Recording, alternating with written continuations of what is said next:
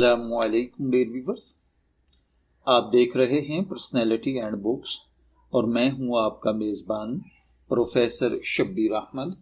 آج ہم جس شاہکار پر گفتگو کرنے جا رہے ہیں وہ صرف ایک ناول نہیں بلکہ صدیوں پر محیط ایک فکری، تہذیبی اور تاریخی سفر ہے۔ جی ہاں، ہم بات کر رہے ہیں اردو ادب کے عظیم شاہکار آگ کا دریا کی، جسے شہرۂ آفاق ادیبہ قرۃ العین حیدر نے تخلیق کیا ہے۔ یہ ناول اپنے اندر اتنی وسعت، گہرائی اور فکری پیچیدگی رکھتا ہے کہ اسے پڑھنا گویا وقت کے دریا میں غوطہ لگانے کے مترادف ہے۔ آگ کا دریا پہلی بار 1959 میں شائع ہوا اور یہ وہ وقت تھا جب بر صغیر کی تقسیم کے زخموں سے ابھی تک سنبھل نہیں پایا تھا۔ ایسے نازک دور میں قرۃ العین حیدر نے ایک ایسا ناول لکھا جو نہ صرف اس دور کے دکھوں کو بیان کرتا ہے بلکہ ہزاروں سال پر محیط تاریخ کو بھی اپنے اندر سمو لیتا ہے۔ یہ ناول دراصل ایک تہذیبی داستان ہے جس میں قدیم ہندوستان سے لے کر جدید دور تک کے حالات، واقعات اور انسانی جذبات کو نہایت خوبصورتی کے ساتھ پیش کیا گیا ہے۔ اس ناول کی سب سے بڑی خاصیت اس کا غیر روایتی سٹرکچر ہے۔ یہ کوئی سیدھی سادھی کہانی نہیں بلکہ مختلف ادوار میں بکھری ہوئی ایک فکری اور علامتی داستان ہے۔ ناول کو 4 بڑے ادوار میں تقسیم کیا جاتا ہے۔ پہلے نمبر پر قدیم ہندوستان، جو کہ قبل از مسیح کا بتایا گیا ہے۔ یہاں ہمیں گوتم جیسے کردار ملتے ہیں جو فلسفہ، روحانیت اور زندگی کے معنی تلاش کرتے نظر آتے ہیں۔ دوسرا دور مسلم دور حکومت ہے۔ اس دور میں کمال الدین جیسے کردار سامنے آتے ہیں جو اسلامی تہذیب و ثقافت کی نمائندگی کرتے ہیں۔ تیسرے نمبر پر برطانوی راج ہے۔ یہ دور مغربی اثرات، جدید تعلیم اور بدلتی ہوئی سوچ کی عکاسی کرتا ہے۔ چوتھے نمبر پر تقسیم ہند کے بعد یہ حصہ سب سے زیادہ جذباتی اور دردناک ہے، جہاں شناخت، ہجرت اور بکھراؤ کی کہانی بیان کی گئی ہے۔ اس ناول میں ایک دلچسپ بات یہ ہے کہ کچھ کردار مختلف ادوار میں بار بار ظاہر ہوتے ہیں، جیسے گوتم، کمال، چمپا، ہریش۔ یہ کردار دراصل انسانی فطرت، جذبات اور تہذیب کے تسلسل کی علامت ہیں۔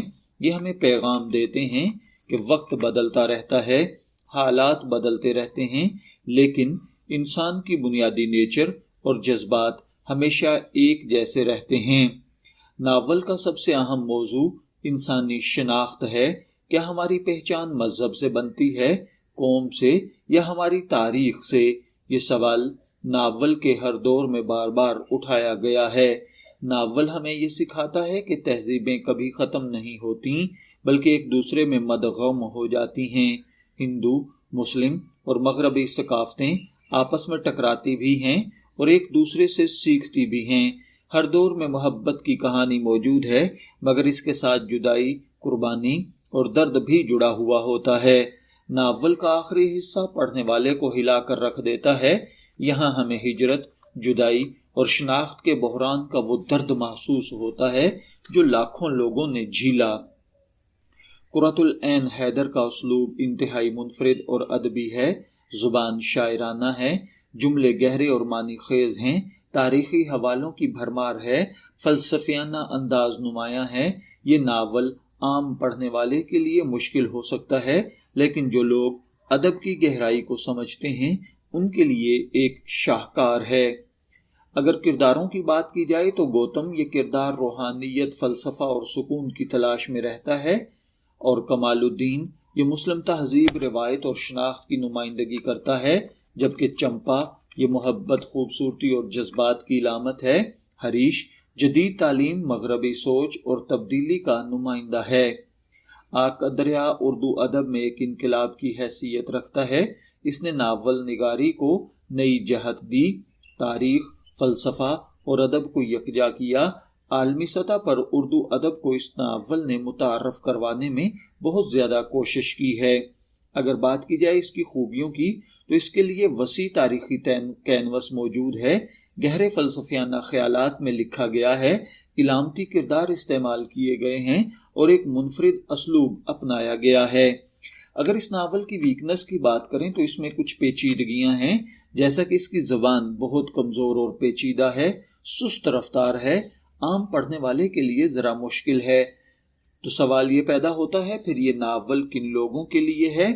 تو یہ ان لوگوں کے لیے بہترین ہے جو سنجیدہ ادب پڑھنا چاہتے ہیں، تاریخ اور فلسفے میں دلچسپی رکھتے ہیں یا گہرے موضوعات کو سمجھنا چاہتے ہیں۔ میری ذاتی رائے یہ ہے، اگر میں سچ کہوں تو آگ کا دریا ایک ایسا ناول ہے جو ہر کسی کے لیے نہیں ہے، یہ ان لوگوں کے لیے ہے جو صرف کہانی نہیں بلکہ سوچنا، سمجھنا اور محسوس کرنا چاہتے ہیں۔ یہ ناول آپ کو خود سے سوال کرنے پر مجبور کرتا ہے، میں کون ہوں؟ میری شناخت کیا ہے؟ کیا تاریخ ہمیں بتاتی ہے کہ ہم خود ایک تاریخ ہونے والے ہیں؟ یہ ناول اردو ادب کا ایک ایسا شاہکار ہے جسے ہر قاری کو زندگی میں کم از کم ایک مرتبہ ضرور پڑھنا چاہیے۔ اگر آپ کو ہمارا یہ تفصیلی ریویو پسند آیا ہو تو ویڈیو کو لائک کریں، چینل کو سبسکرائب کریں، بیل آئیکن کو ضرور دبائیں تاکہ آپ کو مزید ایسی ویڈیوز ملتی رہیں۔ کمنٹس میں ضرور بتائیں کہ آپ اگلی ویڈیو کس ناول پر دیکھنا چاہتے ہیں۔ شبیر احمد کو اجازت دیجیے، پھر ملاقات ہوگی کسی نئے ٹاپک کے ساتھ۔ تب تک کے لیے اللہ حافظ۔